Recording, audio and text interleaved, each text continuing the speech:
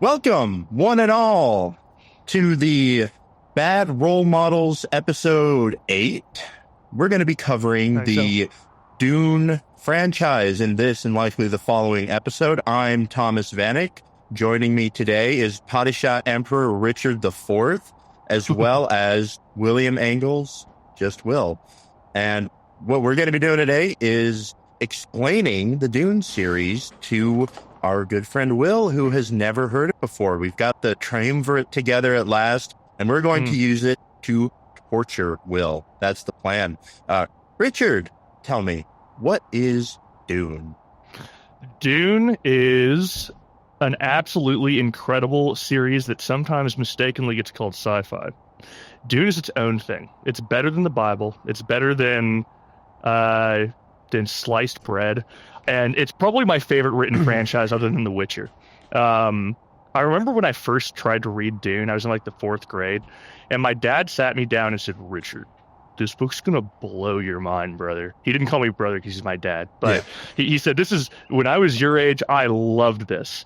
And so I peeled it open and I looked down at it and I got about a page in and I felt like I was reading The Giver. I didn't understand anything that I was reading. I didn't know what a Gom Jabbar was. And I found it frustrating and boring, so I put it down. You sound like a low IQ child. I was a very low IQ child, but at the very least, I grew up to be a very low IQ adult. I made it. Well, thank God for that. Yeah. Did they put you in a special classroom and all that? All that. Yeah. I have been smashing through ceilings with my head to be the man I am today. But eventually, I was no longer a little lad, and I was instead a stinky little desert wizard who wanted to revisit the franchise, and I was hooked. I got in on on book 1, then I moved to Messiah, then I moved to Children of Dune, then I moved to God Emperor, and I was like, that is so good, I can't wait to see how it ends. And then I realized it did end, and then I read 2 more Dune books. If you or a loved one you know is reading too many Dune books, please call this hotline, 1-800-MUADEEB. Yeah.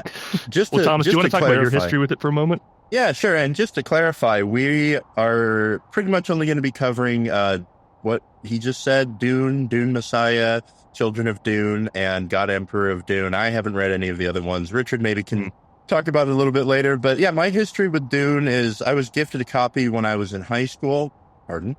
And I didn't read it when I was in high school, but I did read it when I was in college. I have very vivid memories of sitting in my dorm room, just like very, very intoxicated and reading through Dune 1. And I'm like, this is the most mind-blowing thing I've ever read.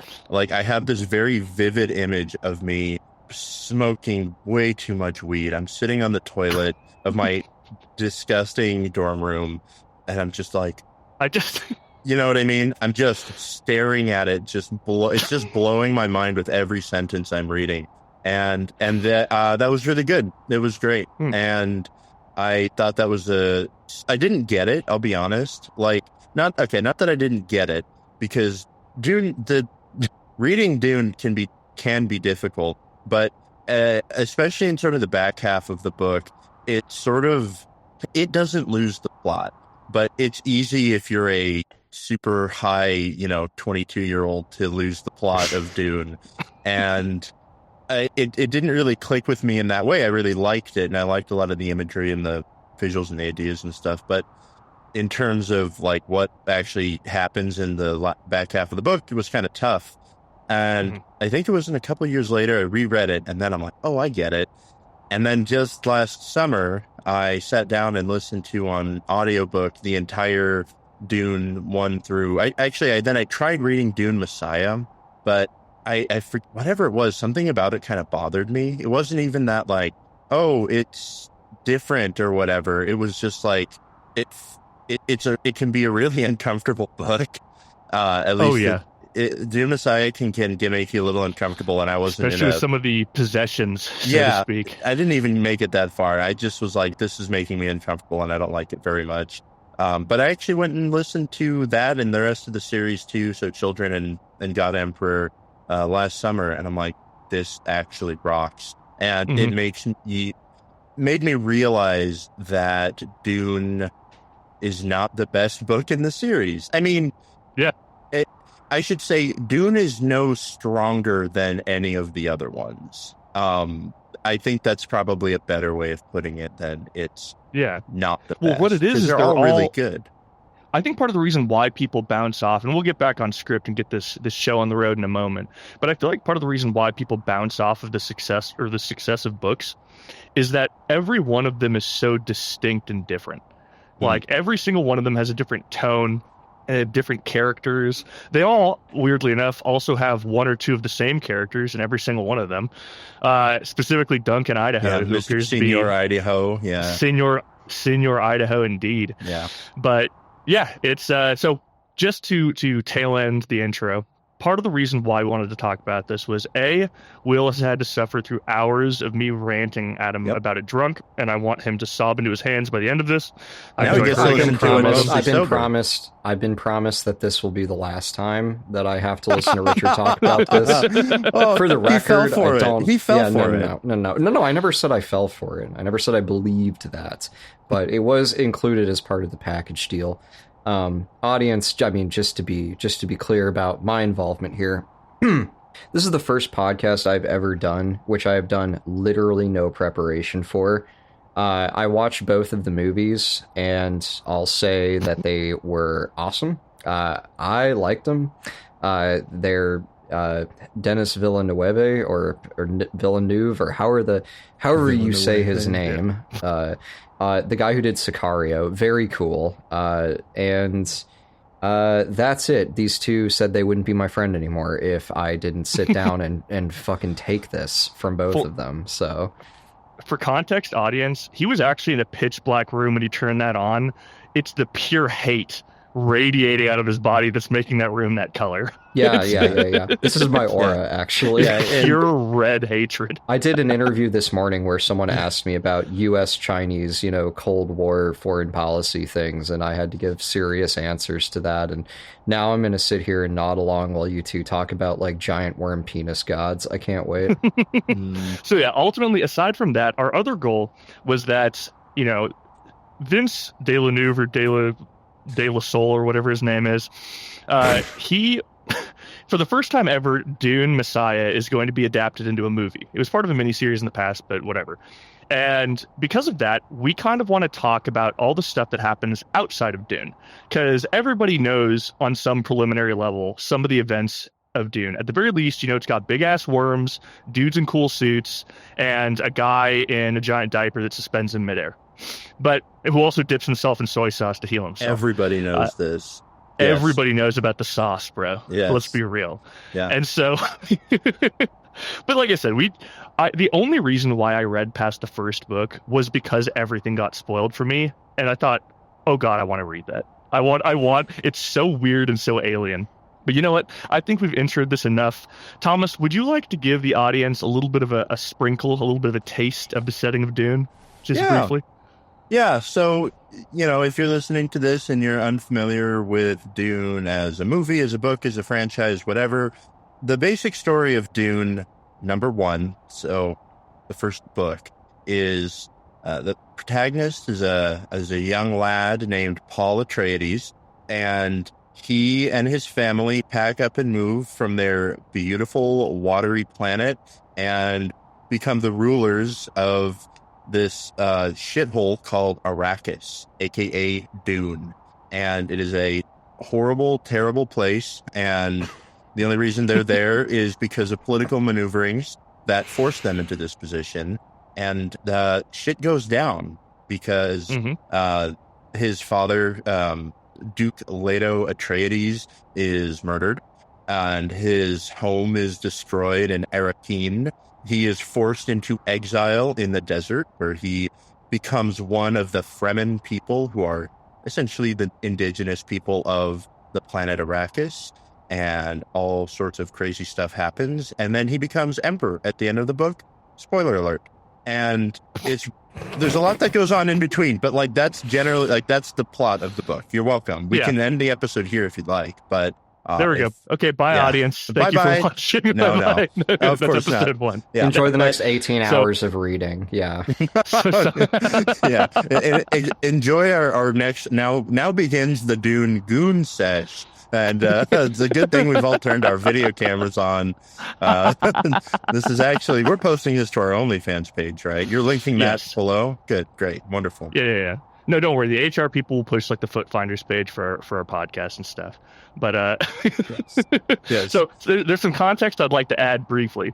So a lot of you may be wondering why, as Thomas put it, is this shithole of any significance? Why are these little people fighting? So Dune takes place something like 8,000 years in the future. It's like the year 10,000 roughly. And it's a bit of a weird future.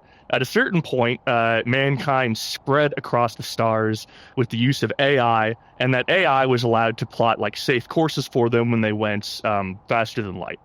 The issue is that AI, much like real life right now, is getting pretty damn smart, and eventually they think, why the hell are we slaves to these people? And so you have a Skynet situation. Oh yeah. Oh shit, indeed, Will. Thank you. Damn. Oh, that's damn. Relevant. Oh my gosh, a thing in a book is like a thing in real life.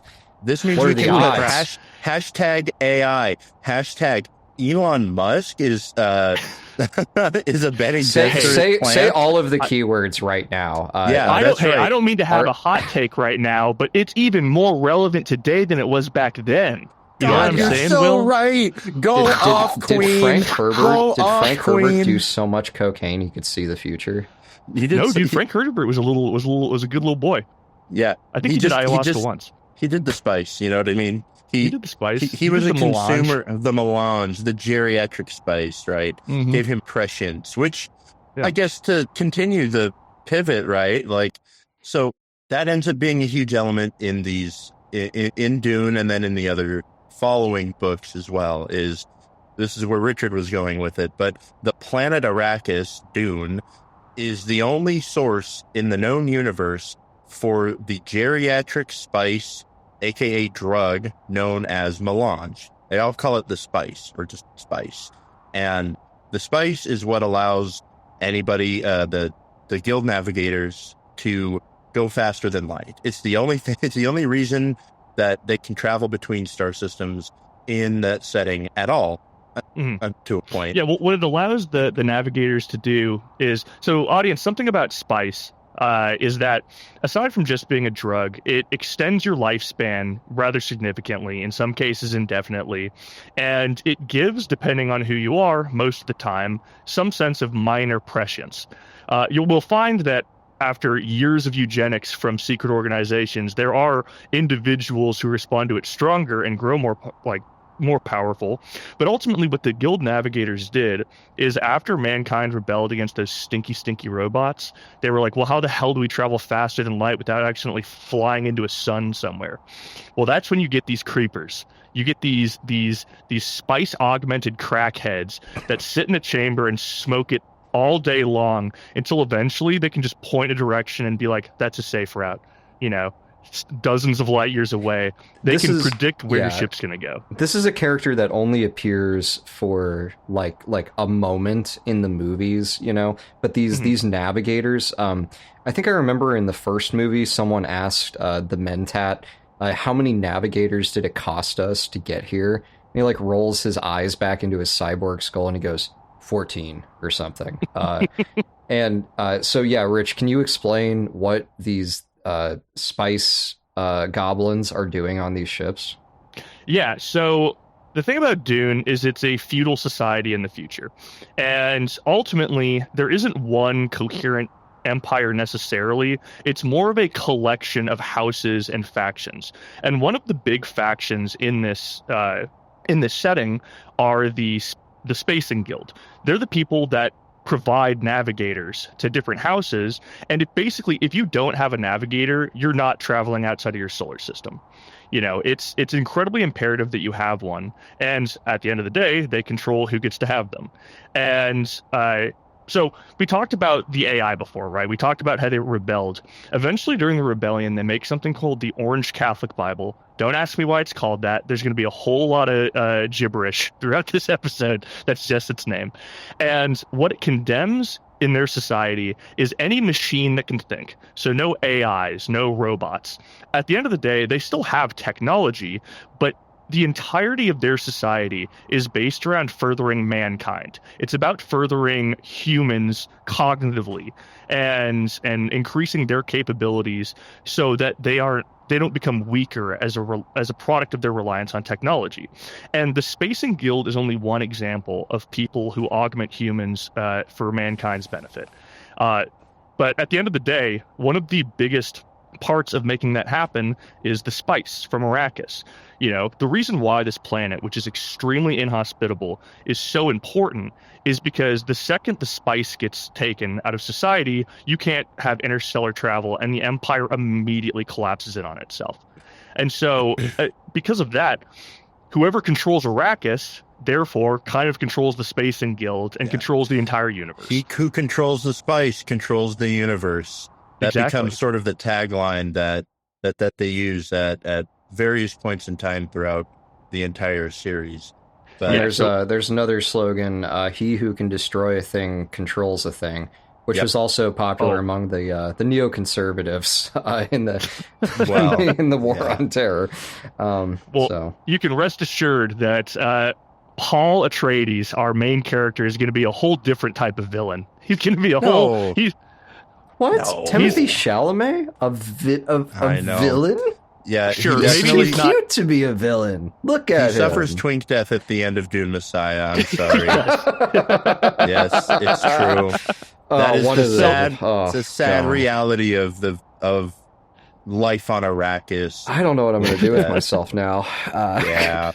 I've been building. You're not going to like him in Children of Dune. I'm going to tell you that much. And you're not going to like his successor anymore. But we'll get there.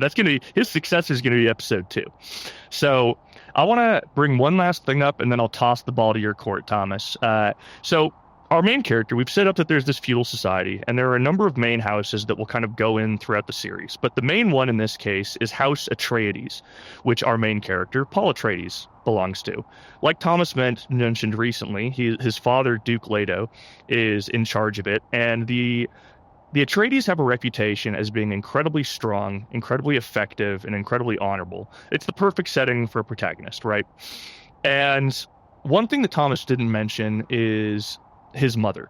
So Paul Atreides' mother her name is Jessica, and she will be a huge part moving forward in the series. Fun fact, Frank Herbert claimed that he based Jessica off of his wife Beverly, who he loved very much, which is kind of sweet when you think about it. It's also weird because he described himself as Stilgar, which I'm sorry, audience, that's not going to make sense to you at all, but I know Thomas is going to think it's weird. Yeah, that's a little weird. That's a weird one. We'll get to Stilgar. Yeah. But so his mom is a group that are kind of like the Spacing Guild called the Bene Gesserit. Now, the reason why I say that they are similar to the Spacing Guild is because they too are a society dedicated to the furtherment of mankind. But the thing about the Bene Gesserit is that they're very sneaky. They use a lot of subterfuge, and even though they quote-unquote serve mankind, ultimately, whenever there's a plot or a scheme happening in this storyline in any of these books, there's usually a Bene Gesserit agent behind it. They are the Opus Dei of outer space. They are the hot desert witches of Dune.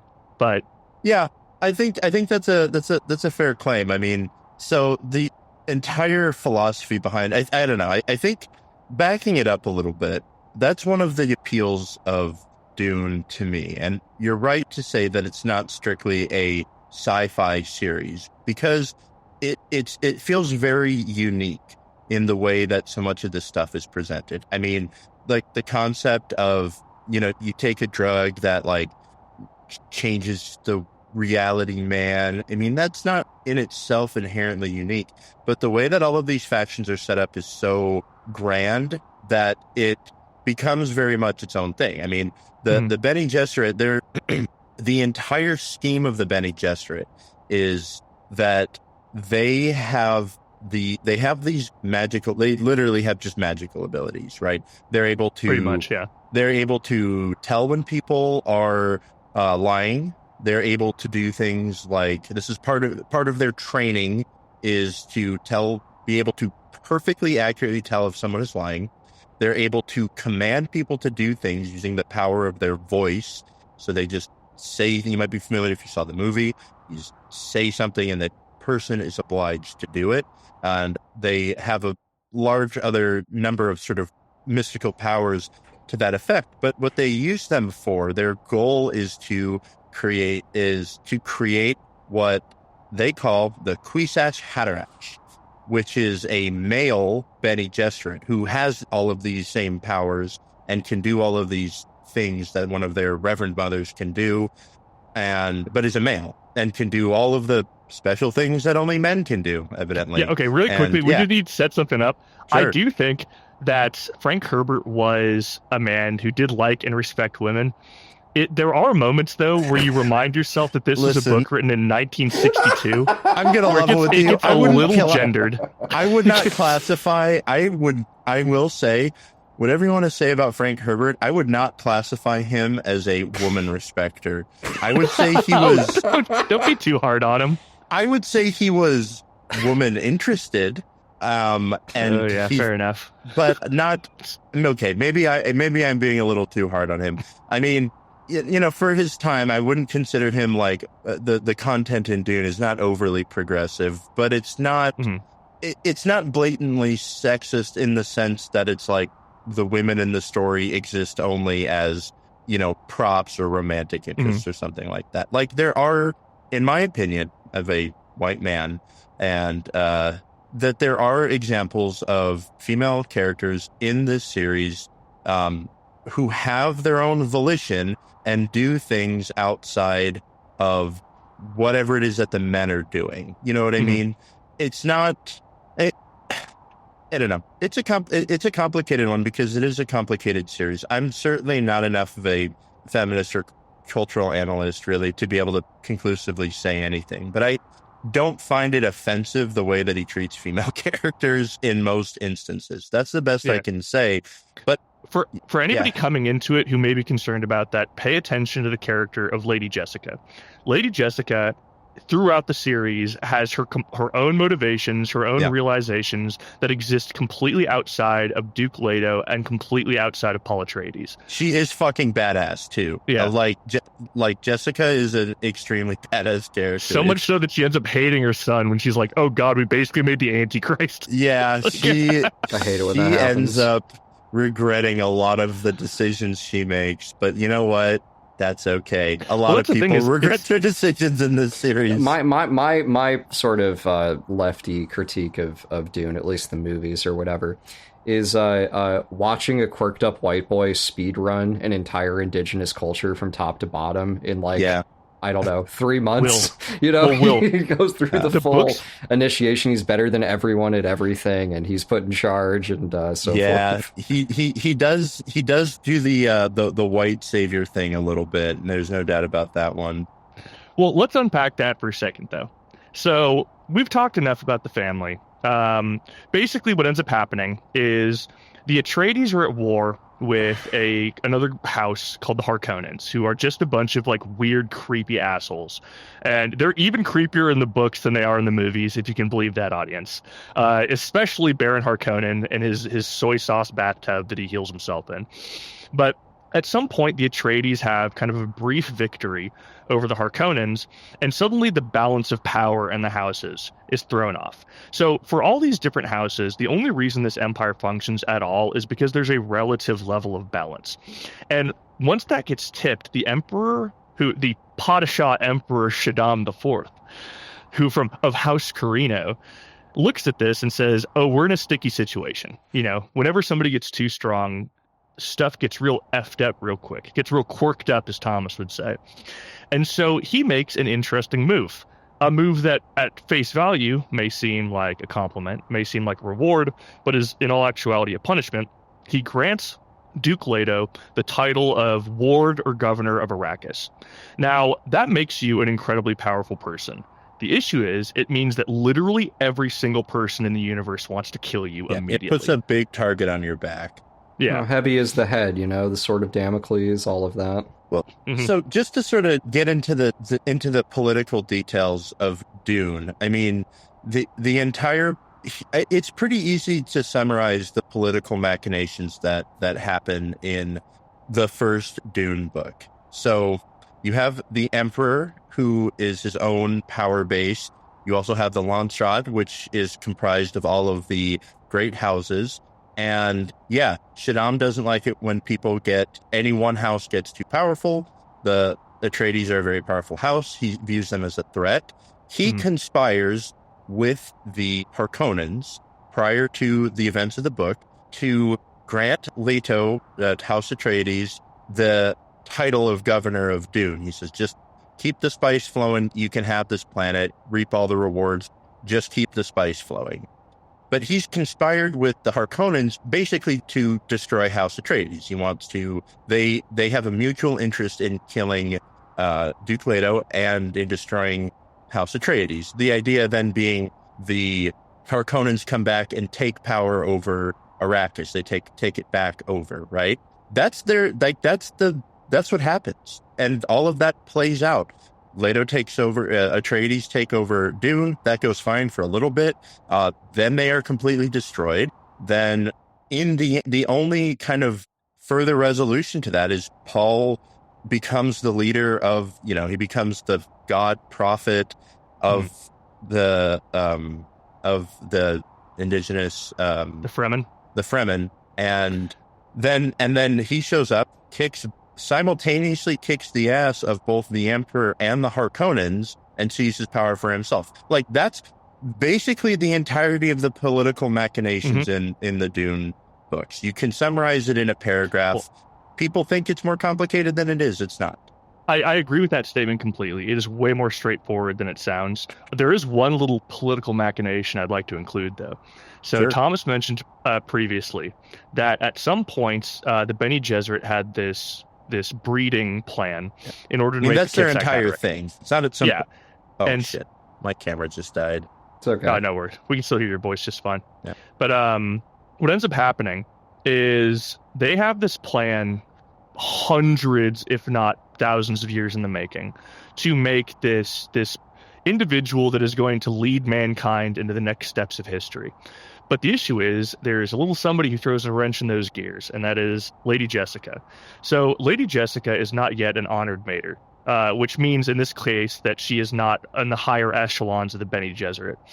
But she is a part of a scheme. What the Bene Gesserit do a lot of the time is they send their agents to powerful houses, and they will serve as advisors, sometimes wives, sometimes partners, whatever they have to be to influence the house.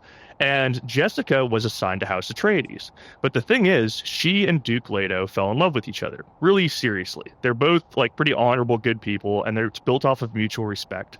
But the issue is Duke Leto can't marry Jessica because she's not part of a noble house. And obviously this works in medieval logic where marriage is for alliances at a certain level. And so part of the plan is that she's supposed to produce a female heir. This is 1,000 years in the making. And that female heir is going to get married to another heir, and they're going to bear the Kipzak Haderach together. The thing about Bene Gesserit is one of the powers they have. They're going to make the Charles V with the 2-foot chin of just inbred Habsburg space. Quite literally, aristocracy. actually. Yeah. Well, Yeah. Yeah, because what they're going to make is Charlemagne in that Uggos body. And because this is basically the Holy Roman Empire to an extent. But she decides to undermine that because what Leto wants more than anything is a son. And so they decide to have a son, and that ends up being Paul. And so there's a lot of talk about him being a bit of a Mary Sue. And you can definitely interpret it that way. But it also kind of makes sense because I mentioned another machination before. There was a plan of the Bene Gesserit.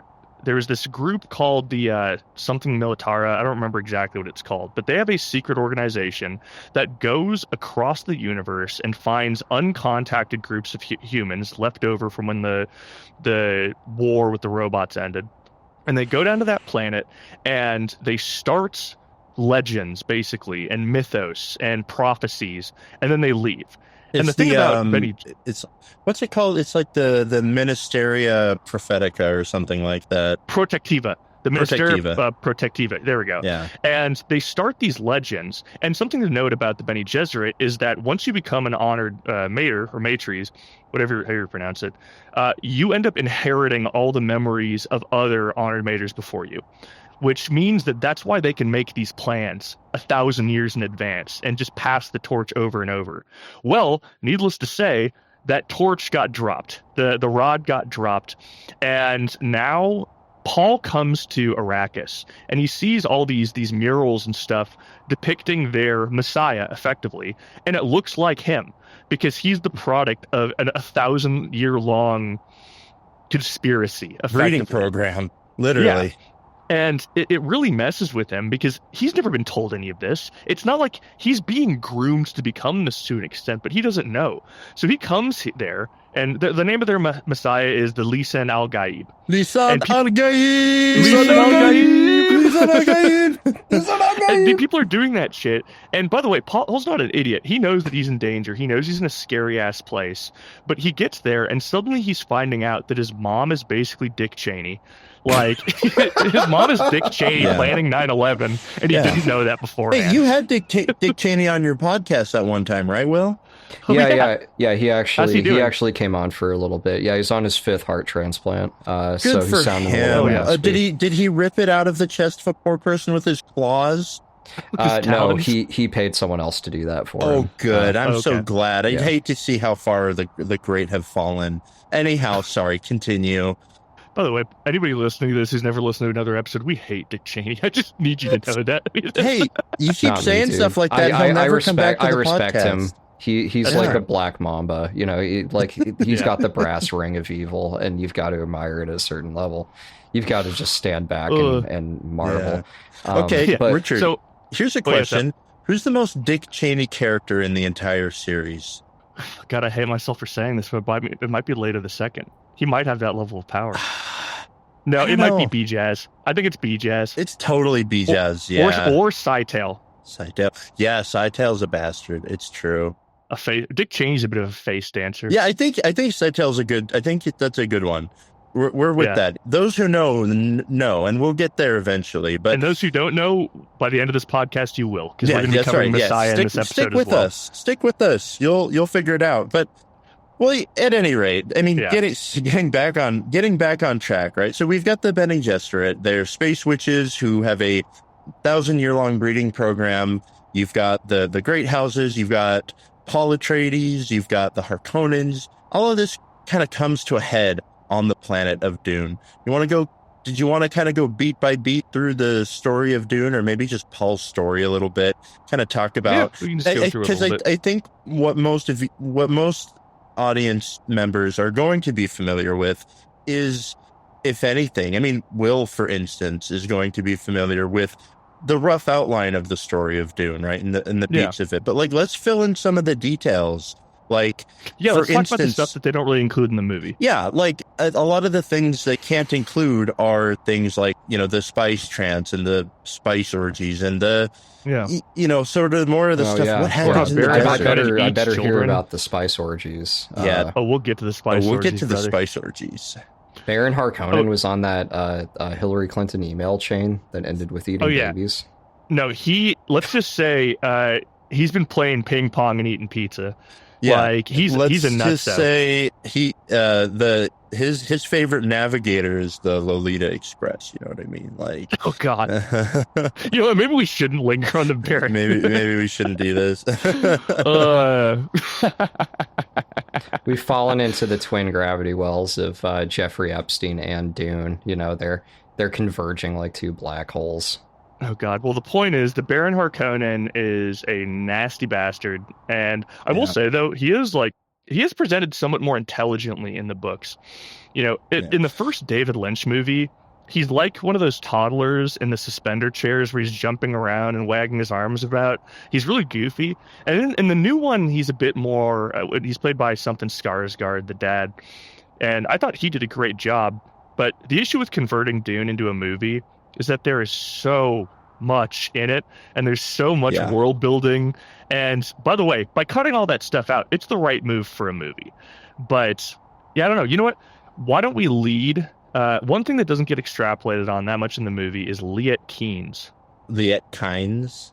Liet Kynes, or however you pronounce it. I Do you think want to it's give Kynes. the audience a little taste, Thomas? Sure. So yeah, one of the multifaceted threads that weaves into the story of Dune is, so, most people, you're familiar. So we've kind of covered the Fremen a little bit, right? So the Fremen are the essentially indigenous people to the planet of Arrakis, right? Mm-hmm. A big part of their society and their culture and their mythology is the transformation of their miserable shithole of a world into essentially a paradise.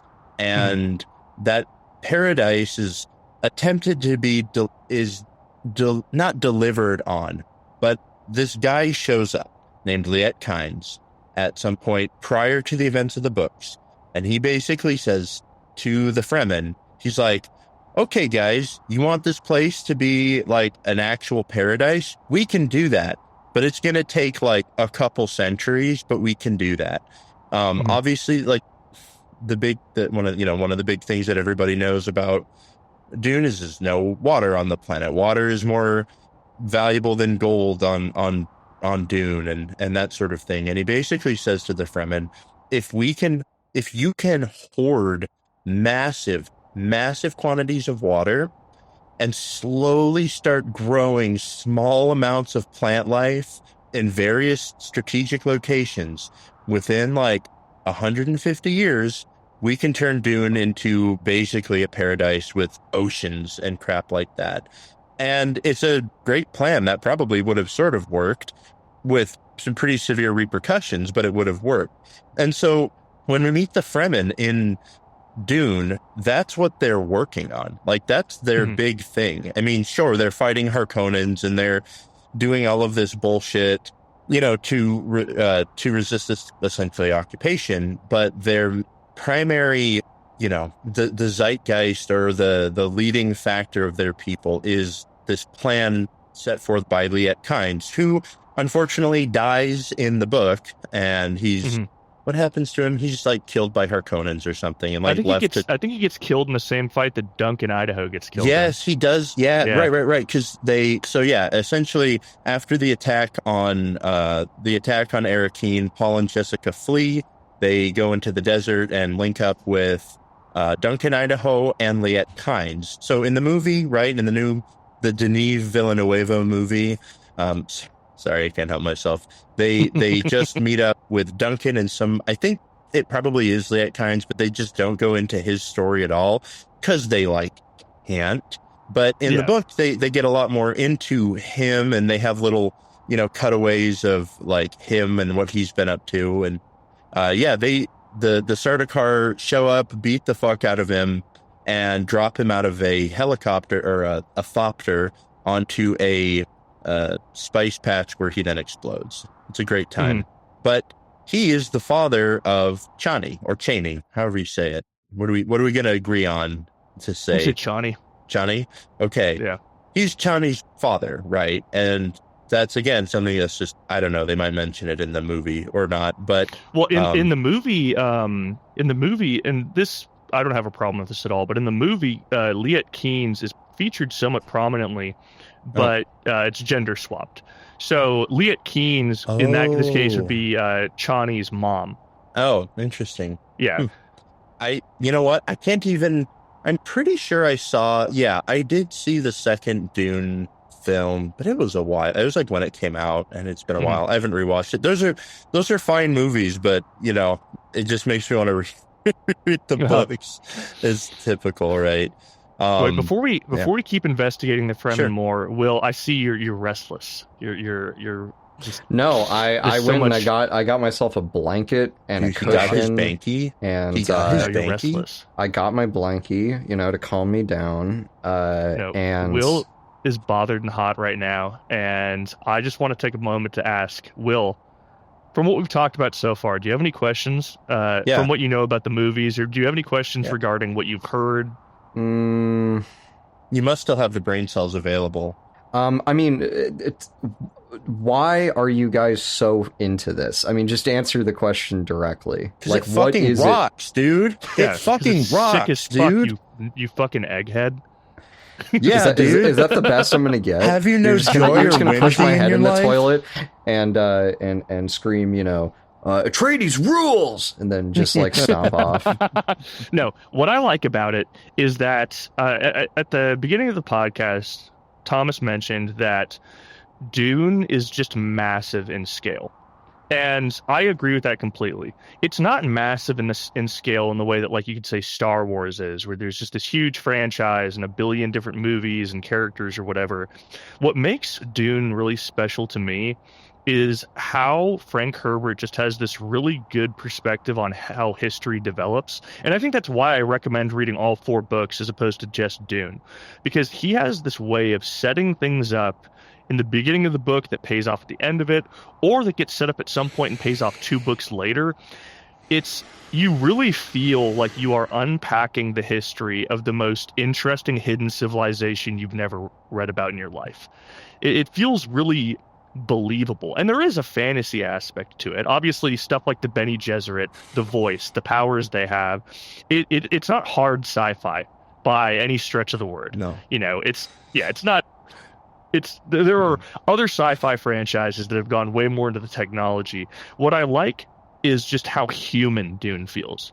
It's about the characters, it's about these settings, it's about their struggles, and it's just really compelling to me because of that. Well, and just to sort of pivot off what you said, I like Dune for very similar reasons. It does have extremely good character writing, but what I find so impressive about Dune and what really makes it, live in my brain rent-free is essentially that, like, I think Richard hit it on the mark when he said the way that he represents history playing out. I mean, the truth is that Dune is great man history, like, multiplied times a million. I mean, imagine if the mythical George Washington had the power of, had literally had the power to know what someone was going to say before he said it, and had all of these, literally had magic powers. You know what I mean? And it basically, it falls in, I wouldn't say it falls into that trap, because that's the point of the series, but it really does it tells those stories that are so grand. Like, it's just such a massive scale where it feels mythological, but it is at the same time boiled down to really human elements, right? And this is what I picked up on, especially going from Dune to Dune Messiah, and what I find so interesting about it. So Slavoj Žižek has this bit that he likes to say where he goes, I would sell my mother into slavery for them to make a V for Vendetta Part 2. I mean, that's a pretty well-known quote, because what's not as interesting to him, he goes, oh, great, we've got people marching on the Capitol, you've got all of this you overthrow the corrupt, evil government that is abusing people, and then what? It's a classic conservative point, actually. No, yeah. I mean, Žižek is a very typical conservative communist, right? In that sense, a moderately conservative communist. Yeah, moderately conservative communist. But I mean, it's a fair point to ask. It's like, great, Lenin's in the Kremlin. Now what? Oh, well, you better stop all of those local Soviets. Please stop me now. But at any rate, this is what he does, though. This is what Frank Herbert does, because you've got Dune. Dune ends on such a badass, strong note that you could just leave it there, where it's like, yeah, Paul Muad'Dib Atreides is so fucking awesome that he kicked everybody's ass all by himself. He is now the most powerful being in the universe. He is the prototypical great man. Here's his origin story.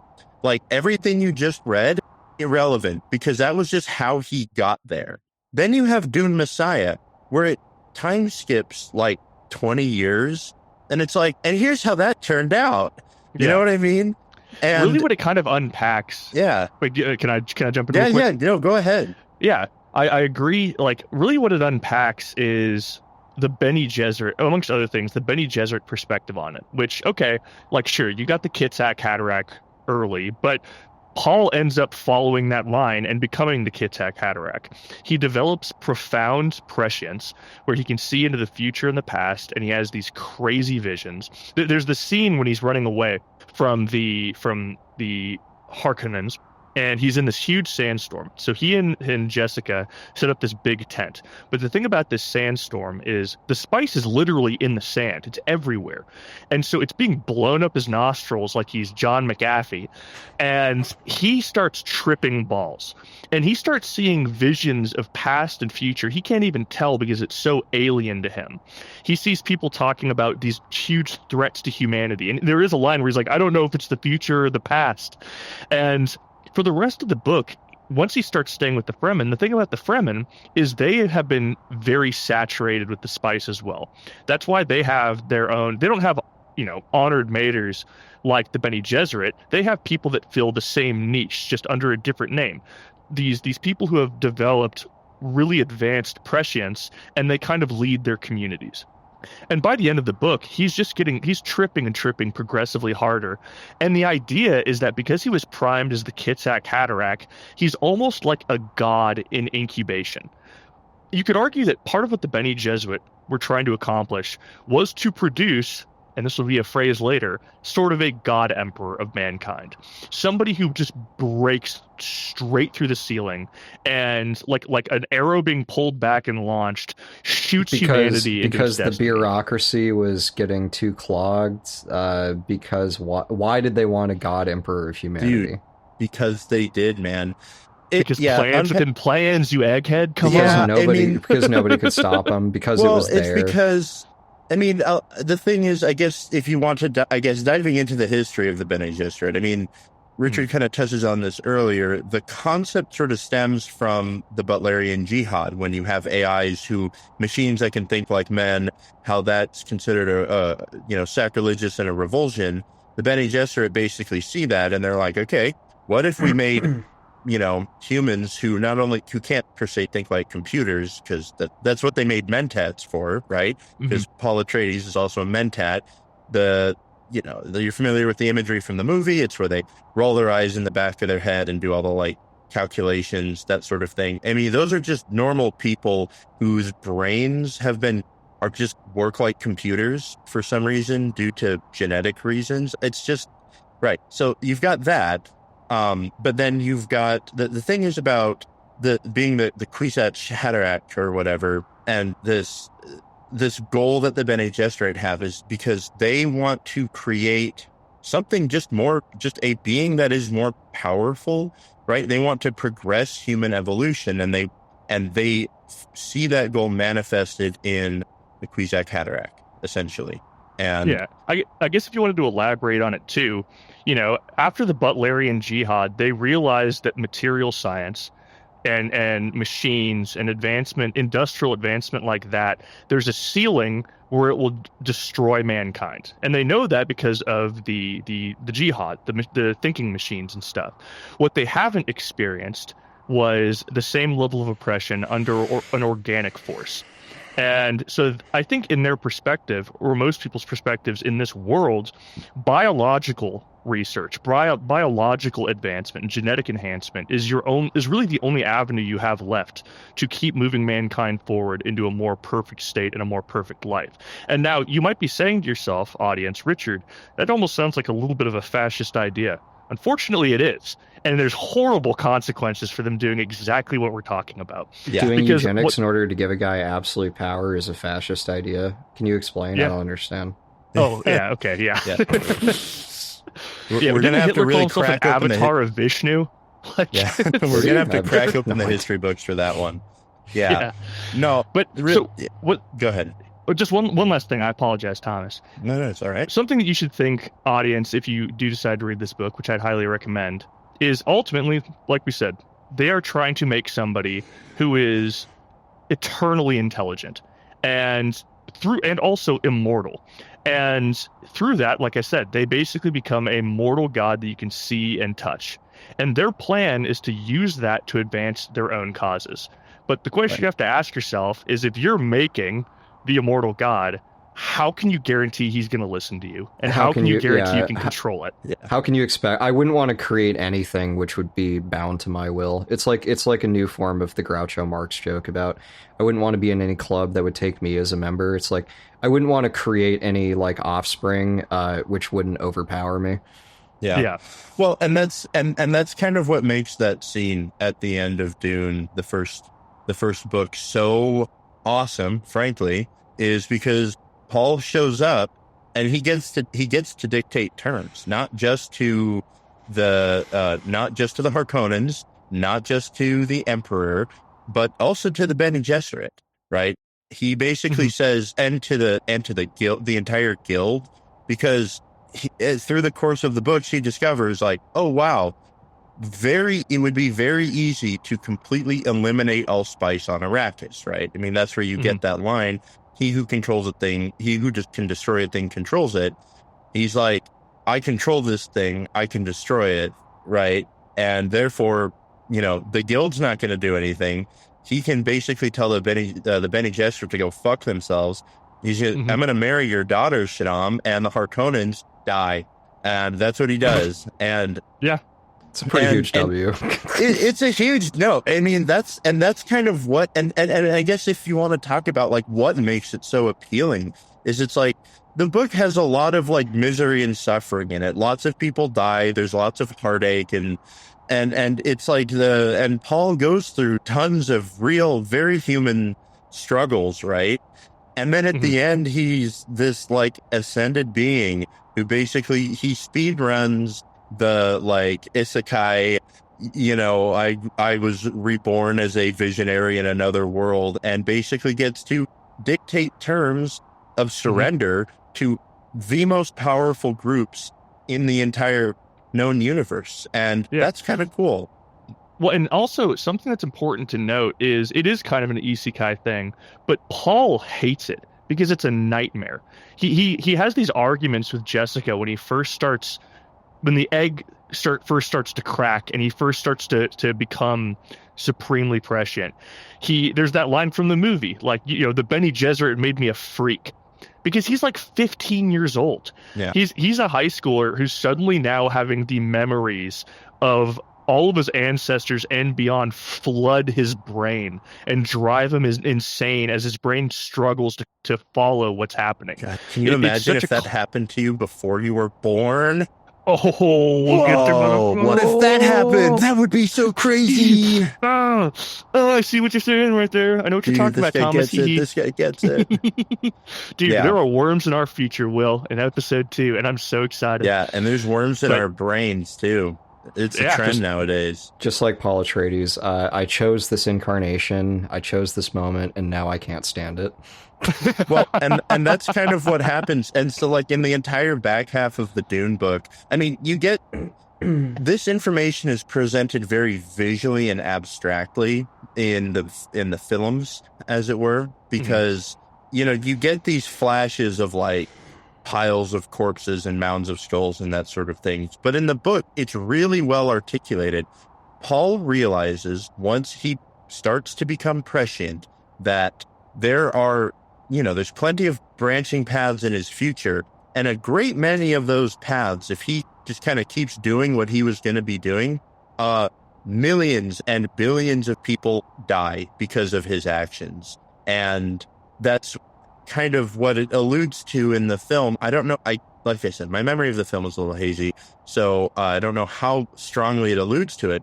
But it's one of those there's things like one line that communicates what's happening, right? But like the whole thing, it's like by the end of the book, he is like basically fucking tortured by the not just thought, but the knowledge, the true foreknowledge that he is directly causing billions of people to die by his actions.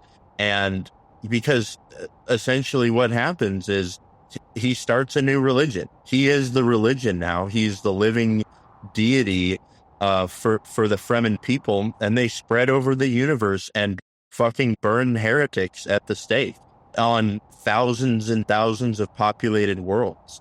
And he knows this is going to happen starting in like the middle of the book. And he's like, this is and it's not, I guess, that he's powerless to prevent it, but he's powerless to, at a certain point, he realizes that he cannot avert it. I think there's this scene when they're in one of the, they're in one of the sietches where he's basically like, oh, I think it might even be when, I don't know, like when he was like going to catch his first worm, where it's like, he realizes, oh, even if I die right now, I can't stop it. Like, he can't just kill himself and make it all go away, because he knows if he kills himself, he's going to be a martyr for the people, and they're going to do basically the same thing, and he may as well live through it, right? Well, can I interject real quick? Yeah. I've seen people talk about online that that's kind of one of the stipulations that bothers them about the Fremen, right? Where it's like, it's almost like they're just crazy and they're just fanatical and stuff. And it's not that simple. Like, to put it in perspective, the Fremen have not only lived on this very harsh planet, but in some regards, they've been prisoners on it. Every single time they've made contact with another group of humans who come down from the sky, which they're familiar with spaceships and shit. It's not like they're like primitive, because they aren't at any point. In fact, they're very advanced. They already have some level of knowledge about terraforming when they meet Liet Kynes, and they collaborate together. That's part of the reason why Liet Kynes basically defects to the Fremen. It's out of respect for them, because they are a really impressive group of people. And there was one thing, because I feel like we're starting to get to the point where we can move on to Dune Messiah, which will be the other half of this conversation. I'm with you there. There was one thing I wanted to mention. So part of this plan to help Paul rise up into the potential that he doesn't want, he refers to it as his terrible purpose. Lady Jessica realizes that she basically needs to become an honored mater, which she hasn't already. Thomas, and can I you mute mentioned yourself? before, you loud ass bitch. Thank you. I'm talking about important history, future history, as Philip K. Dick would say. So she realizes that she has to become a honored mater, and in Bene Gesserit society, the way to do that is by going through what they call the spice agony, which is basically just taking a fat bong rip of the purest spice you could possibly imagine. 5 dried grams in silent darkness. She's got to sit down, turn on Super Smash Brothers Melee, and smoke a whole ounce of weed by herself until she becomes prescient. And so, no, what they really do is they take adolescent sandworms, which, by the way, people, we haven't mentioned this yet. You probably don't really care where the spice comes from. It is basically sandworms, these giant worms, eat dirt and they shit out spice. And that's part of the reason why the Shai-Hulud, the worm, Shai-Hulud's its name, that's why they venerate it. And they found out that if you take these adolescent sandworms and dunk them in water, because the worms hate water, which in episode 2 we'll elaborate a little bit more on why. If you drown them just a little bit, you can basically extract super potent spice out of them. And it's not something that any normal person would use. It is purely for ritual use only.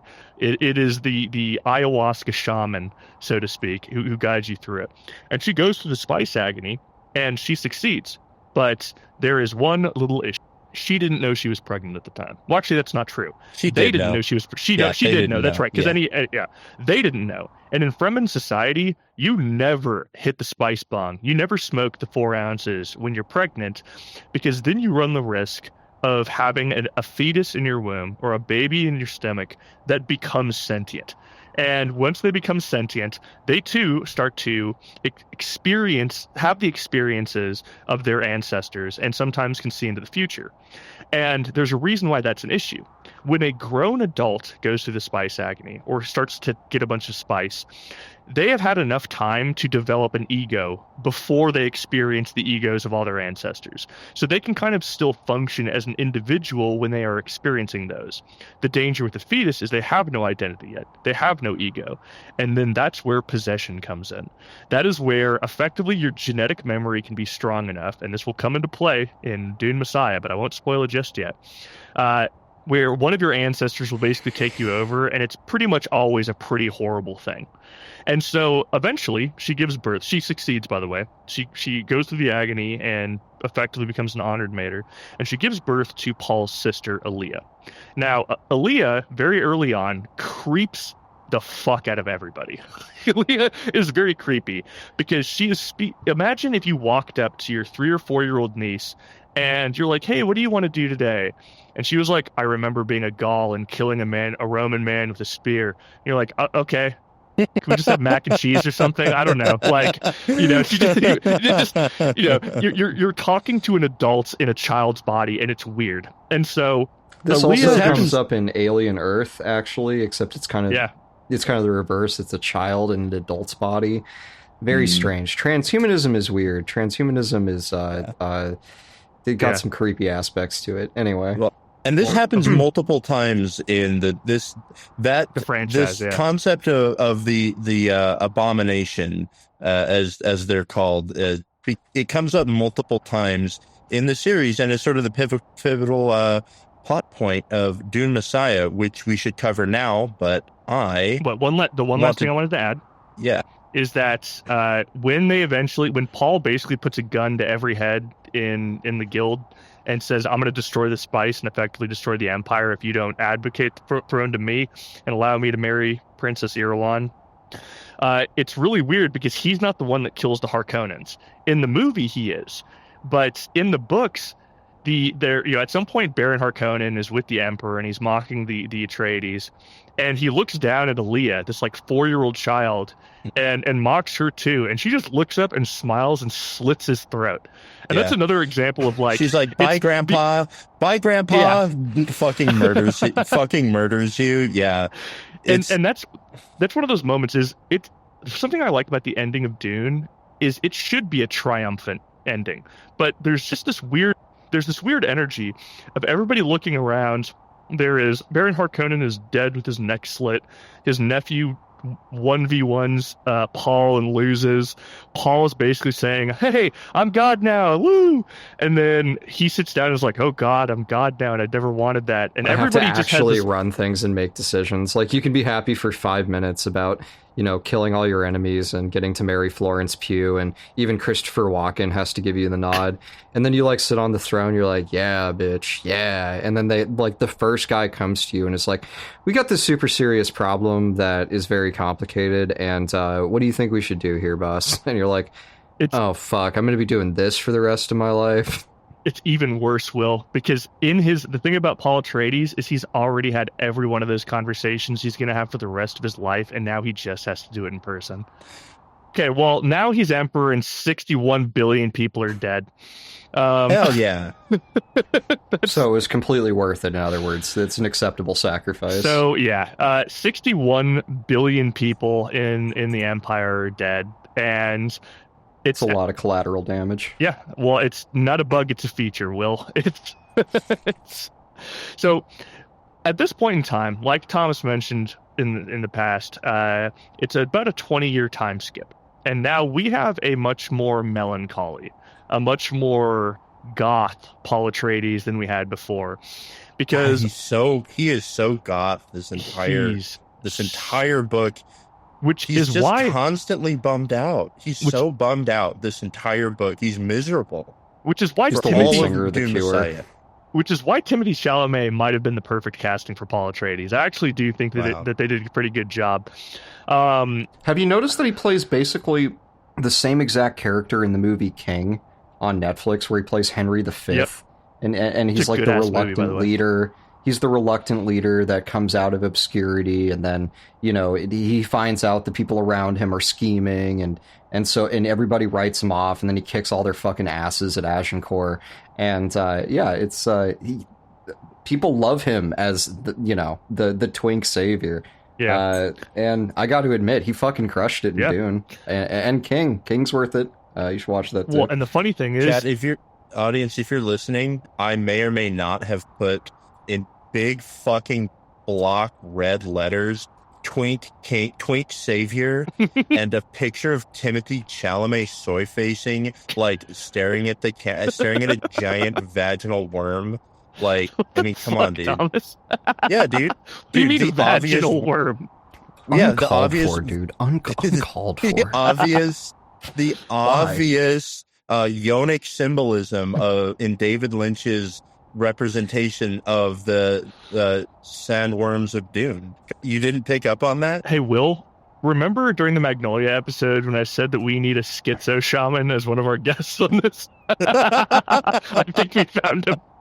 I mean, come Yeah. on. Look I no further. love that. Did you see that meme where it was some jackass who basically it was obviously a joke, but where he's like, now that's a true sandworm, a true beautiful flowering vagina of a sandworm in David Lynch's original, not like the gay anus sandworm in the homosexual woke nude Dune movie. I just like that. I think that's such a cutting insight. I didn't realize the manosphere was covering Dune now. Yeah, that's right.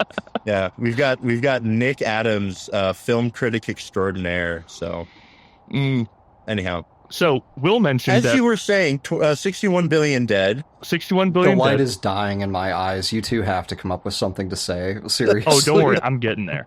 So Yeah, we're Will, getting you there now. mentioned Yeah, let's talk about Messiah. Yeah, so you mentioned that Timothy Chalamet in King, he's pretty beloved because of his actions. Paul, unsurprisingly, is a pretty controversial figure. Now, he a lot of the beginning of Messiah covers his experience being completely omniscient to an extent.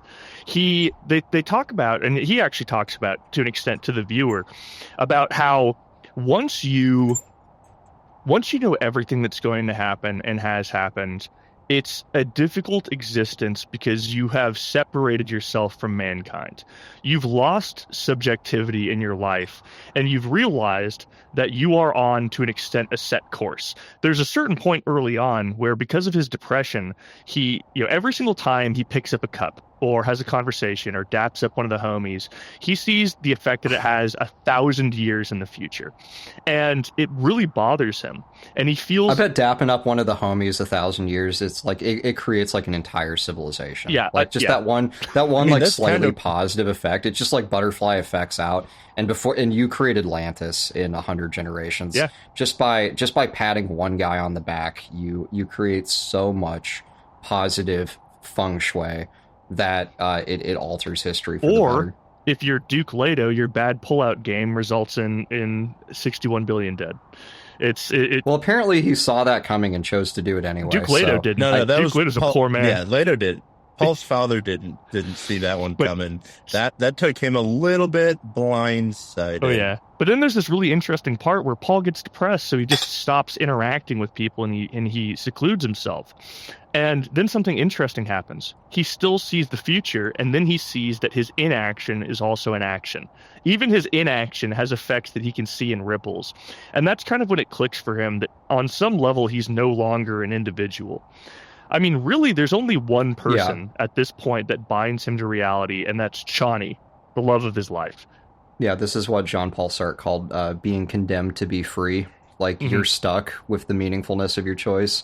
You can't opt out. You can't tell yourself that it doesn't matter. You can't do nothing. You can't kill yourself. Well, I mean, you can, but it has as much of a repercussion as just, doing things consciously.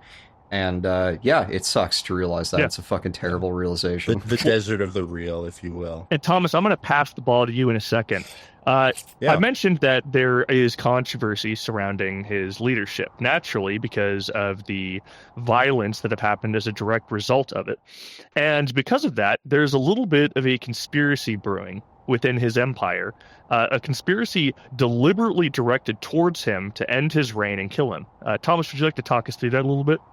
Yeah, I mean, if it's all right with you, I'll just cover the major plot points of Dune Messiah. Yeah, go ahead. I mean, let's do it. Because here's the thing. The movies are out for Dune 1. The movies are coming up for Dune Messiah. If you want a little bit of a sneak peek, now's your chance. Or now's your chance to go listen to another one of our podcasts and turn this one off after you've seen the movie, read the books, what have you. That's right. Don't turn us out completely, though. That would make us sad. But yes, that's right. So 20 years after the fact, give or take, many things have changed. So at the end of the first Dune book, in order to legitimize his rule as emperor, Paul Atreides marries Princess Irulan of the Carino dynasty, and it's a completely formal marriage. They never hang out. They never, Consummate. bang. Yeah. He They never never gets Florence Pugh to consummate it. come around. There's not enough chocolates she and wants- roses in No, the galaxy. she wants to... it. That's the thing. Because, like, believe me. Well, she doesn't love. By the way, she doesn't love Paul Atreides. She wants to protect her dynasty, which Paul is Yes. totally okay with it dying out. Right. The motivations end up being kind of one of the more complicated aspects of Dune Messiah, like why everyone wants the things they want, that sort of thing. So, for instance, Irulan is a member of the Bene Gesserit, and she's also a member of like the Emperor's, dynasty, and wants to continue that. So she wants a child from Paul Atreides. He's not giving it to her. The book kind of opens with her and several other people plotting the demise of Paul Atreides, and it's a group. It's her. It's a Reverend Mother. What's it? Gaius Helen Mohiram. Right. I didn't even have to look at the names. I knew that off the top of my For fucking anybody head listening, because by the I'm way- a Dune fanatic. For anybody for anybody who's watched the movie, by the way, the Reverend Mother he just mentioned is the lady who's like, put your right hand in the box, Yeah. and tests Yeah, she's- Paul in the first book. How do you like this, Gom Jabbar? You cunt. You That's what dickhead. he does. It's great. And so she's present at this meeting, along with representative from the Tleilaxu. That's the Tleilax. It's Tleilax, Edric. Oh no, Edric. it's a Scytale. Sorry, Scytale. Yeah, that's right. yeah, who's a guy? That's a Scytale, Something and called a then- face dancer. Yeah, I have no and idea then- what either of you two are talking Yeah, about right we- now. I have we'll literally get no there. fucking. Okay, Relax. you'll get to all these words that don't exist in the English language at some Yeah, point. we'll get there. Yeah, no, it's definitely, he's got the Tolkien-esque word salad and makeup terms for everybody instinct. I just got to stand up. I just got to stand up for the casuals in Yeah. the audience Well, here- who are, gripping their steering wheel so hard their knuckles are white right now. Thomas, Yeah. can I take 1 second to say something Well, that I think no, will let me anchor just this? finish up This who's- will help them Yeah. understand just really quickly. Yeah. Can I? And there's a guild navigator. Yeah. That's it. Go ahead. So Thomas threw out the word Tleilaxu. So the Tleilaxu are another one of the houses, basically, but they're the No, nasty house. you're wrong. Okay. Wrong. They're not a great house. They're a lot more similar to the Bene Gesserit in terms of just more being a secret faction. society. I'm sorry. A faction. Yes. So, They're a faction, not a great house. It fucking matters. Don't oh my give me God, that you bullshit. chud. Okay, so Oh, wow, dude, let's just like shit all over his grave, I guess, dude. Oh yeah, no, dude, yeah. We take the we take his son's approach to the legacy Thomas, of Frank Herbert. I went to the Yeah. spice orgy and nobody knew your name, bro. Okay, so How come I never see you at the spice orgy? Yeah. How come I never see you in the throne room? Thomas Yeah, keeps that's saying right. that he's too busy doing the spice act and he just show up to the spice orgies, but I just don't think he got an invitation. You're an outsider, dude. You're an off-worlder. I've been adopted in. So the Tleilaxu are a faction, and Yes. specifically, they are a culture of weird biological scientists. Think of people who are basically making the aliens from Alien. Thomas, mute yourself. Jesus Yeah, Christ. yeah. So, Will, you've seen the Vince Villeneuve movie. Remember at some point Yeah. when Baron Harkonnen is chilling out on his throne and he looks over and you see the weird latex spider thing? Yeah, That you've hurt me with this fact before, but Yeah. yes, say it again. That is a Tleilaxu invention. They are probably the most advanced scientists when it comes to biology, but there's also a lot of controversy surrounding them because pretty much everybody is deeply uncomfortable with the darker things they do, because they're some nasty dudes. And so yeah, when Thomas This is Space Unit 731. Yeah. And the Tleilaxu remain antagonistic through a lot of the books. And just like I said, I know, Thomas, I'll pass it back to you in a moment. There are two main Tleilaxu agents who are involved in Paul's life. One is Scytale. And Scytale is an agent of the Tleilaxu, and he's something called a face dancer. And a face dancer is effectively a doppelganger, a shapeshifter, or a shapeshifter. It's a person who can regularly change their physical form, and that's why they're so effective at spying. And the other one is a more traditional Tleilaxu. For reference, the book describes the Tleilaxu as being much shorter than the average person. They have sharp teeth. They're kind of like little goblins almost, even though they descended from humanity. They're these little schemers, these little nasty little guys. And there's another guy named B-Jazz, who is a B-Jazz. He's a little court manipulator who poses as an ally of Paul Atreides. And you know what, Thomas? Please continue. Yeah. So the thing is, like when I said earlier that Dune, the political machinations are, when you get down to it, pretty straightforward. There's like a couple groups. Here's their motivations. There's like a couple things they do throughout the course of the story.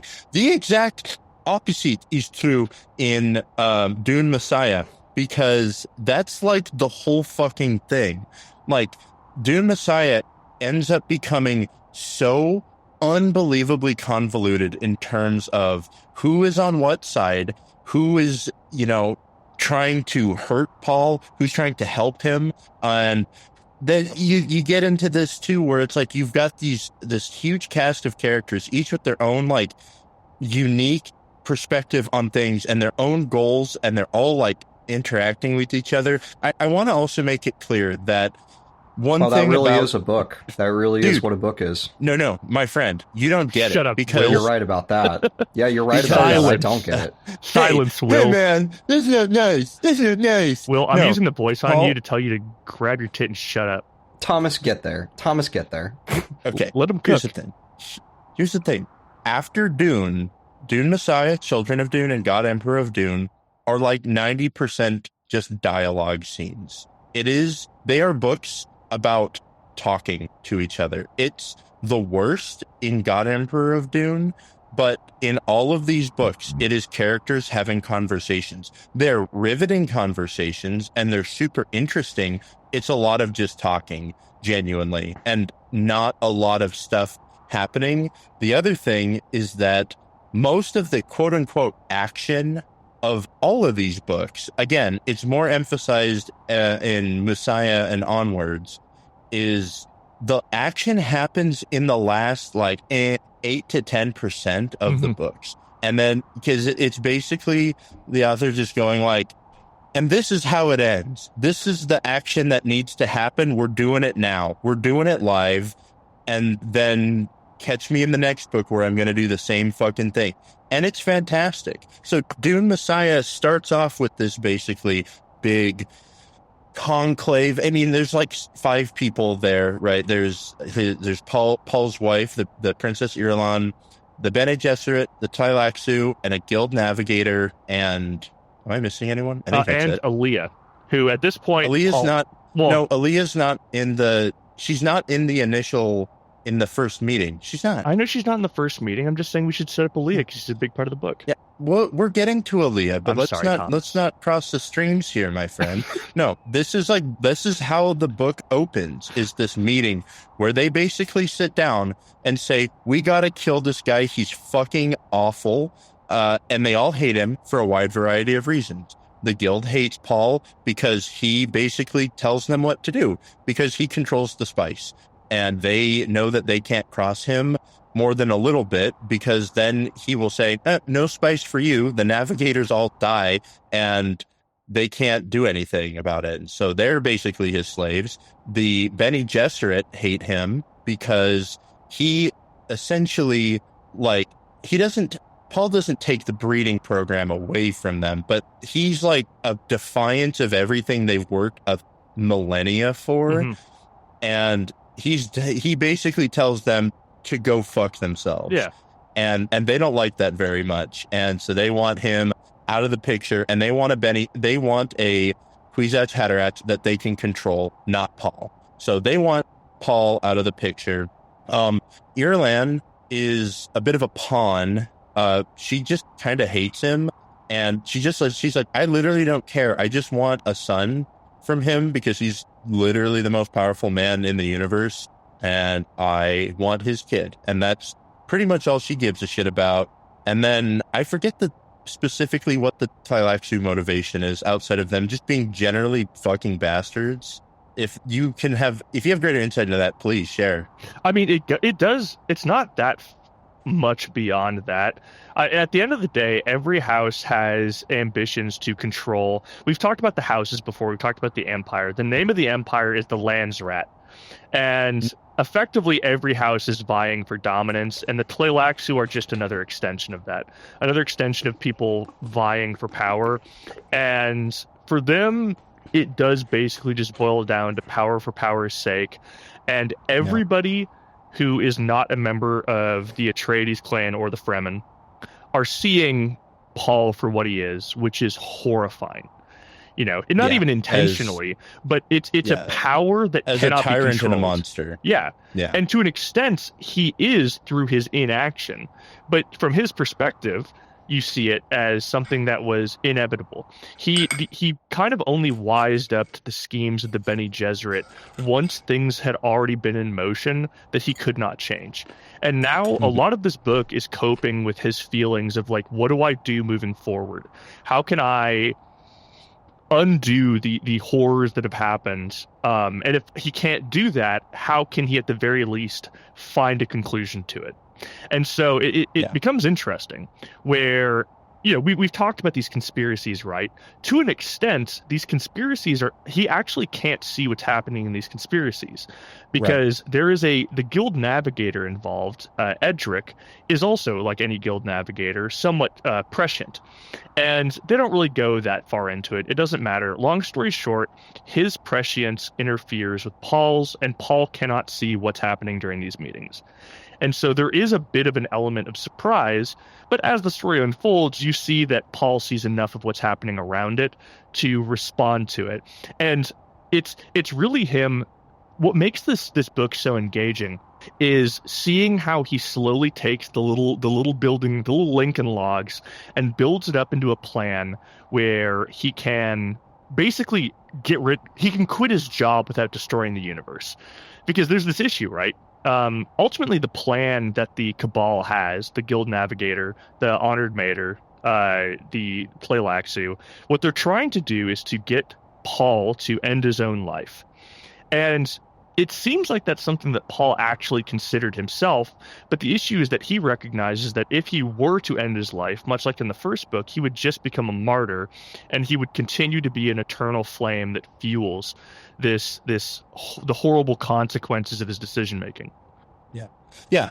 Like Paul has that's one thing you can tell about his character, because Messiah ends up being a very personal book that, sure, you've got these grand schemes and these politics, but it is a lot about the person of Paul Atreides, the God Emperor.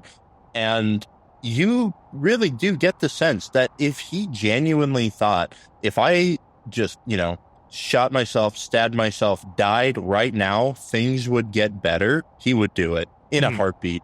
He would, and that ends up being sort of the crux of the story, right? I mean, that's Paul's overall story, right? He's trying to figure out a way to quit his job in the least damaging way. Like, he is caught by these like webs of causality and prescience and fate that he's sort of woven into himself. And it's just him. It's a story about him navigating through this future that he already knows and following these certain paths that he sees where he gets the best results that he wants with as minimal damage as possible. Yeah. And spoiler alert, in order for that to happen, Chaney has to die. Well, let's go into that for a second. That's the most brutal part of it for him. But yeah, go ahead. So we mentioned the concept of abomination before, and the reason why abominations, or if you become prescient in the womb, the reason why you get possessed is because you have a weaker ego and weaker sense of self.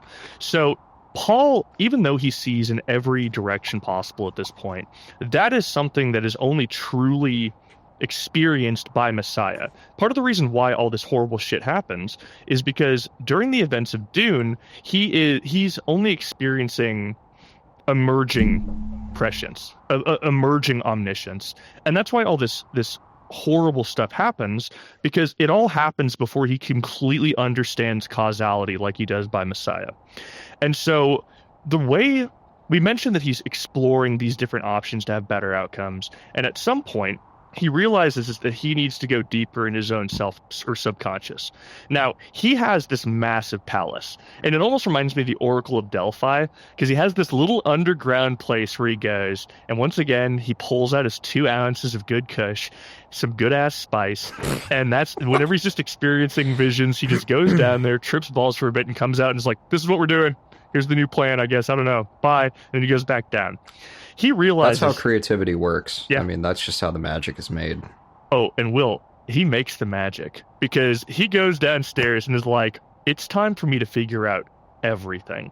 And he Well, takes... I mean, hold on. I've told you... maybe I haven't told Thomas about the Japanese, I think Admiral or General, who planned the Pearl Harbor attacks. Mm-hmm. Thomas, do you know this story? Not off the top of my... You haven't told me. Go ahead. Okay. So I don't remember this guy's name, but there was a general in, the general staff of the Japanese Imperial Army. And he was the guy that was tasked with actually, sitting down with, a bunch of notepads and figuring out how to use the Japanese Navy to attack, the United States, which didn't just include Pearl Harbor, but also included, Guam and the Philippines and all these other areas that were attacked at the same time. And so in order to do this, he had a kind of routine he would go into where he would go into the boiler room or the engine room or the some storage closet on a naval destroyer, just some room that you can seal shut in pitch darkness. And he would lock himself in there for a week, not shower, just chain smoke cigarettes in the dark, and fly through all of the mental variations on using patrol boats to attack or leading with fighters or whatever, sort of brute forcing all the possibilities in order to figure out which ones he liked.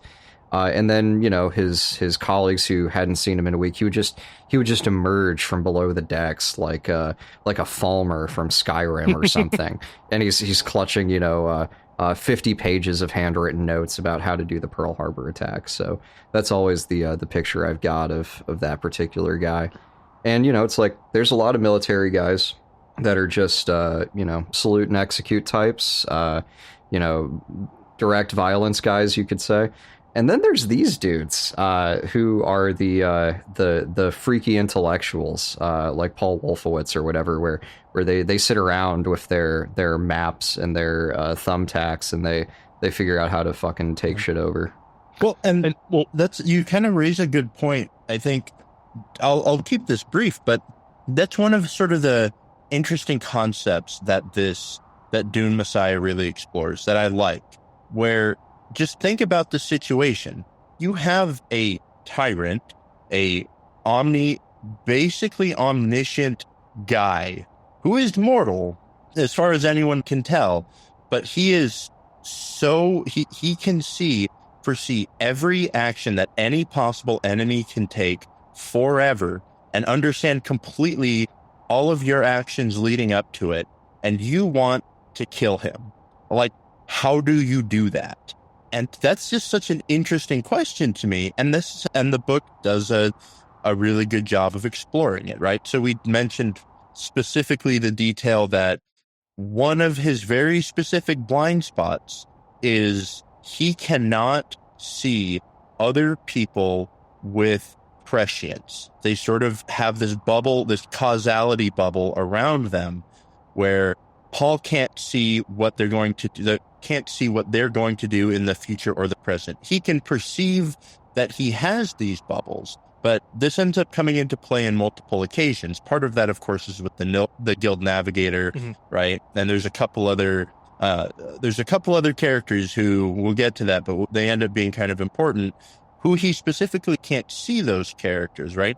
But even then, it's even with certain blind spots, how do you get close enough to a guy like this, even if you wanted to just stab him. Again, mortal, stabbing works. How do you do it? And that's where this book goes. And it's the last small detail is you gotta, Will, thank you for bearing with us. And I gotta sort of, as I said at the beginning, I knew you two would not be my friends anymore with me. I knew you would move on and leave me behind forever.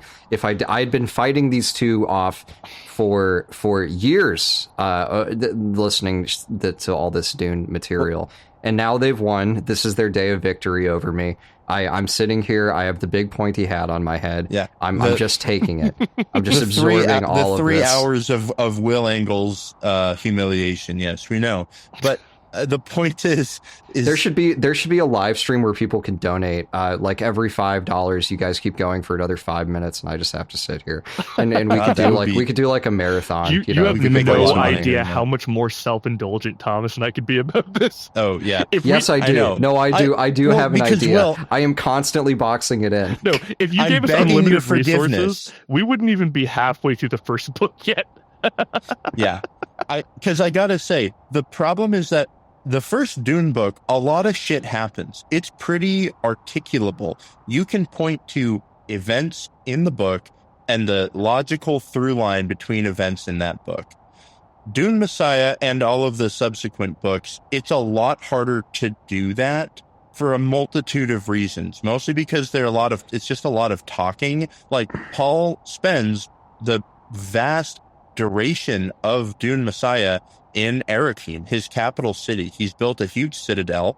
He spends almost all of his time hanging out in the citadel. He doesn't go on some epic hero's journey quest through the desert to like find his destiny or whatever. The MacGuffin of Love Me Citadel. Yeah. Ate the Arconans. Simple as. He doesn't, though. Like in Dune Messiah, he stays in his fucking citadel basically the whole time. And the same is true for most of those other characters. Like, they don't go anywhere or do, like, they shuffle around a little bit here and there. But it ends up being pretty self-contained in that way. So the only way really to talk about it and engage with the material is to sort of talk about these, like, really kind of abstract things. Like, how can you kill a god? Yeah. You know? No, you should have led with that, dude. Not all the 9 million things that had... Will, don't worry. We're going to knock it out of the park because this is... Can I say something real quick? Picking it up. Yeah, pick it up. So I think that we have done enough exposition, necessary exposition, by the way, Will. We've done enough exposition, but I think what we can focus on for the remainder of this episode is A, how the conspiracy against Paul Atreides plays out, and B, how he responds to it to meet his own ends. So I think a good place to start is we mentioned briefly earlier on that at some point there was a big battle where Liet Kynes gets killed, which Liet Kynes doesn't show back up, but Duncan Idaho is killed. And something that we didn't bring up earlier is that in the universe of Dune, there are these things called Golas. If we say the word Gola, you can effectively assume that it's a clone, because that's what it is. And none other than the Tleilaxu, the creepy bioengineers, are masters at producing Golas. Perfect replicas of people. And so part of their conspiracy to take down Paul Atreides is they decide to make a Gola of Duncan Idaho, somebody who growing up Paul Atreides really admired. And we didn't talk about him too much because, whatever. He dies very quickly in the book. And he's actually not super present in the Dune book, which is one of those interesting sort of deviations. Like in the film, fucking Jason Momoa as Duncan Idaho, perfect casting, by the way, is a pretty big part. And he's awesome in that. Well, and part of the reason why is because it's another example of streamlining for a movie, which was a smart decision, by the way. But for the most part in the original book, Duncan Idaho was just an awesome soldier that Paul admired. And a lot of the more bro-y familiar moments happened with a guy named Thufir Hyatt, who was played by Josh Brolin. And basically Thufir Hyatt was just like the weapon master. He's the guy that trained Paul. But In the movie, Jason Momoa takes on a lot of that and becomes this inspiration to him. But even in the book, the Tleilaxu recognize in Messiah that Duncan Idaho is somebody that he admired and somebody that might be able to strike a personal chord with him. So they make this Gola, and for some reason they rename him. From this point forward, his name is Hayt. It's spelled Hayt. And their idea is that they are going to get Duncan Idaho to show up and be so disgusted by what the Atreides clan has become that he's going to dress down Paul and cause Paul to take his own life. But it does not play out that way. No. Well, part of the one thing I'll just interject. Yeah, of course. One of the key details about the Gola Duncan Idaho, aka Hayt, is that he actually doesn't have any of his memories as such. He has all of the kinesthetic training and experience and behaviors that Duncan Idaho does, but he doesn't specifically remember like being Duncan Idaho who was buddies with Paul Atreides. They also give him these creepy fucking hexagonal metal eyes. It's a very cool image. And it's relevant for sure, but not really to our conversation.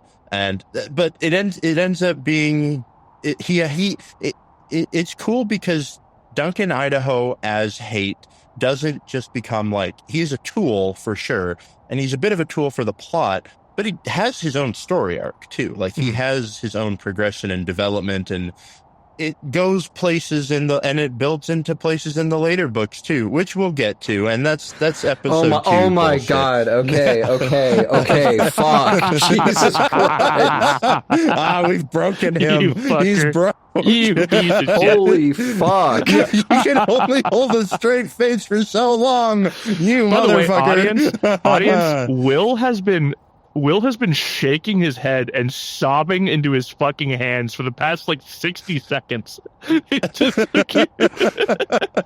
in this dimly lit red room he's in, he's hearing old Polaroid photos. I've never seen a man in more pain in my life. Okay, there is a scene. There's a scene this reminds me of in Shadow Ticket, the Thomas Pynchon novel that just came out, where the novel takes place in part from New York and then Central Europe in the 20s and 30s, and so there's all these overtones of the rise of fascism and the persecution of the Jews at the time period.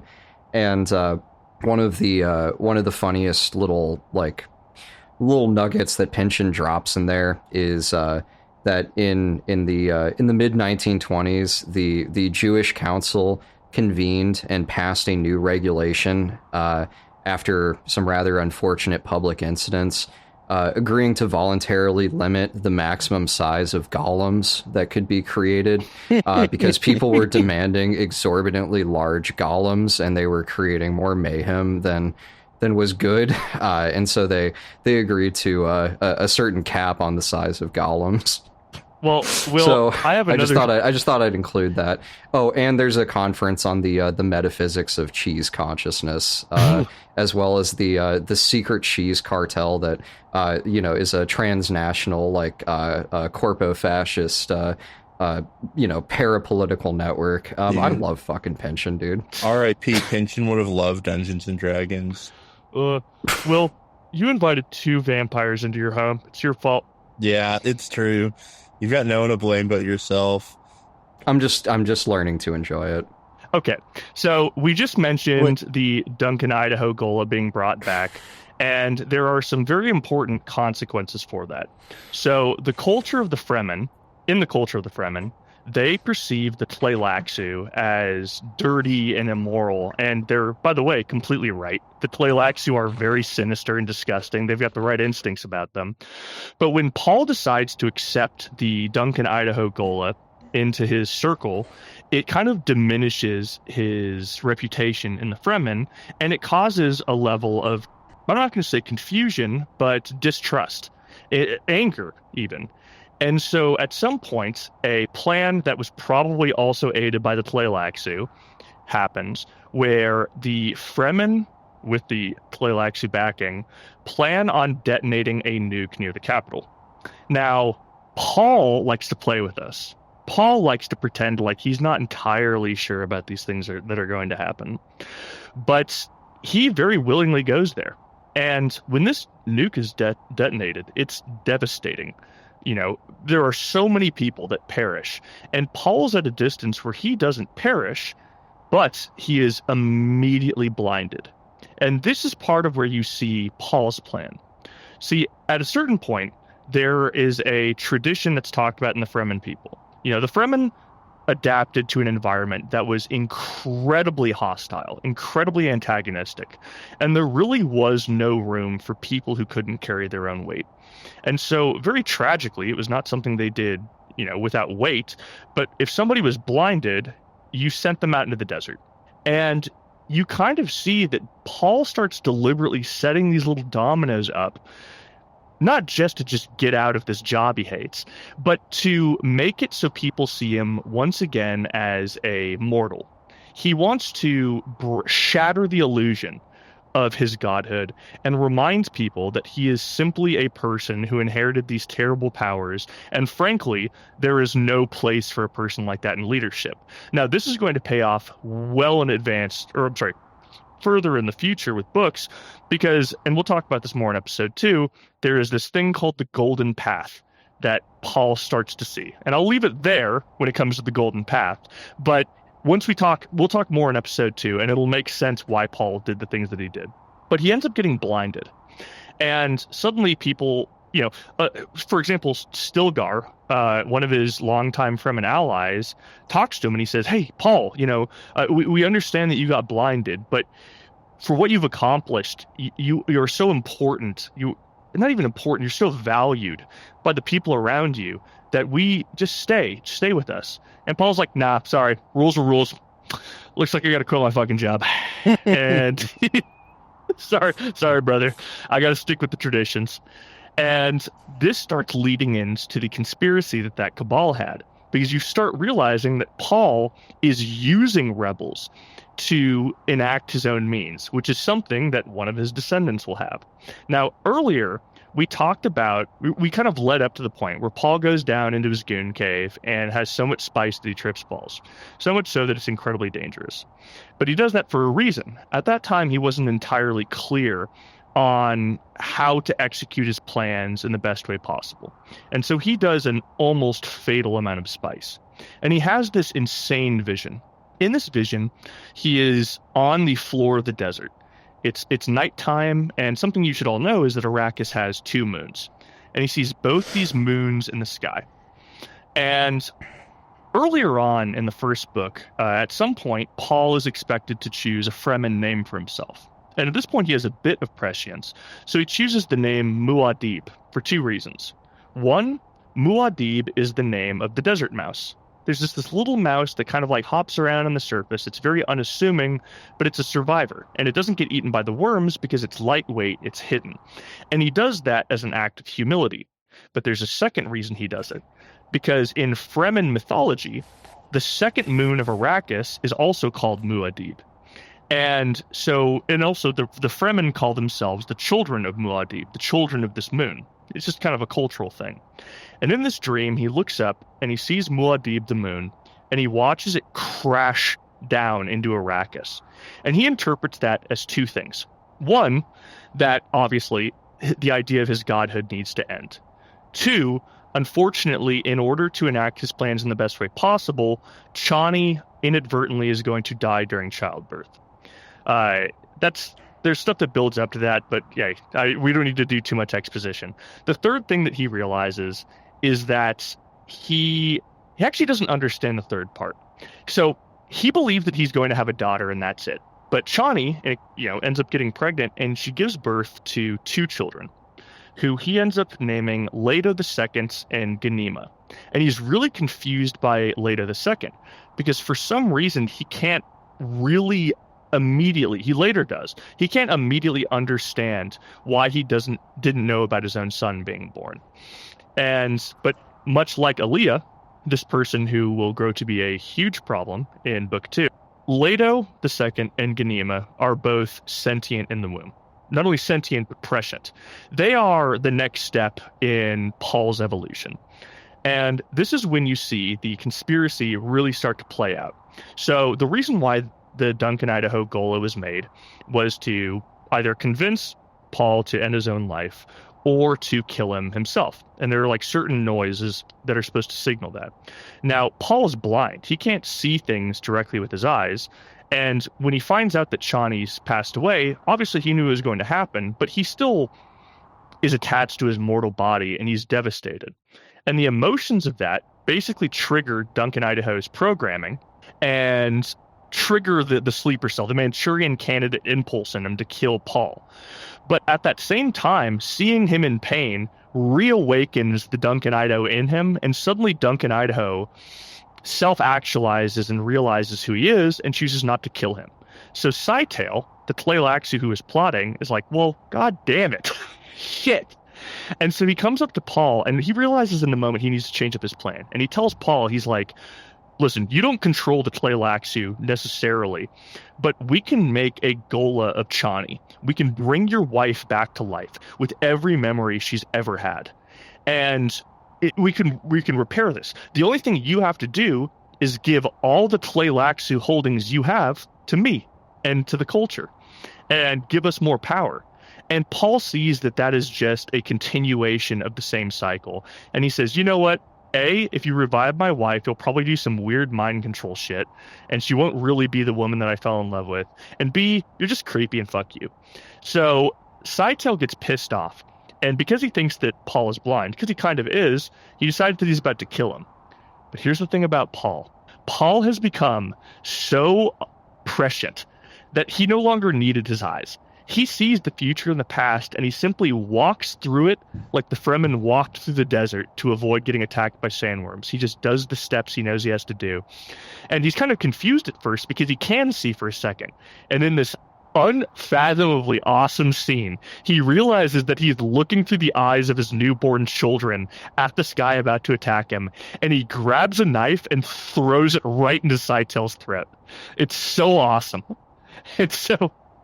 Then, after that, Ben was his name? Ben Bijaz, the little court guy, the little Tleilaxu goblin that we were talking about earlier, basically tries to give him the same offer, and he's like, yeah, no, I'm sick of you people, because he knows that his story's coming to an end, and he murders that idiot too. And then there's this point where it all eclipses at the end of the book, and that's when, like, we're talking about this stuff like you're with Paul the entire time, knowing exactly what's happening. Paul deliberately withholds information from the viewer, and you're just kind of confused. I mean, not you're curious the whole time about what's going to happen. And so the end of the book is Paul is blinded, so his godhood has been diminished. He exiles himself into the deserts of Arrakis and is like, deuces, and just dips.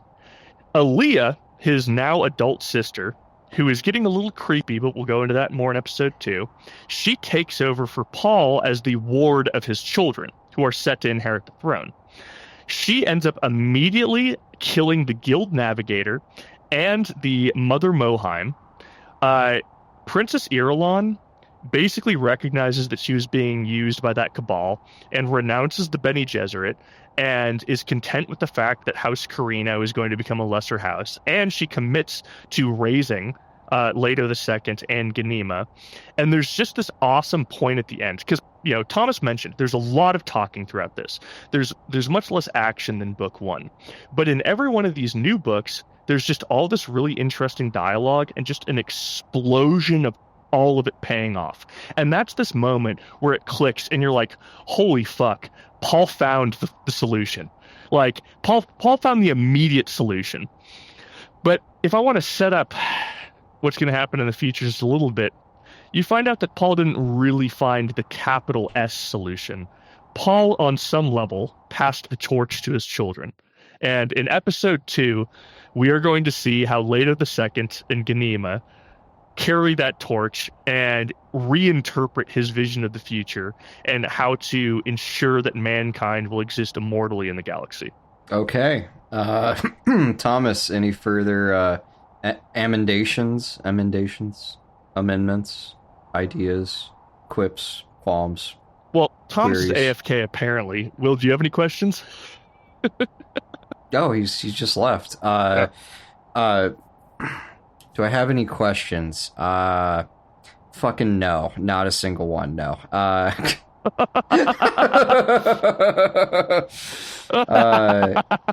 yeah, I think you and Thomas have beaten me with sticks enough Okay. today. Well, also, audience, Thomas just left the chat and sent me a Discord message that said that his computer died, and I think that Will possessed his computer through a tulpa and smashed it into smithereens. So this will end.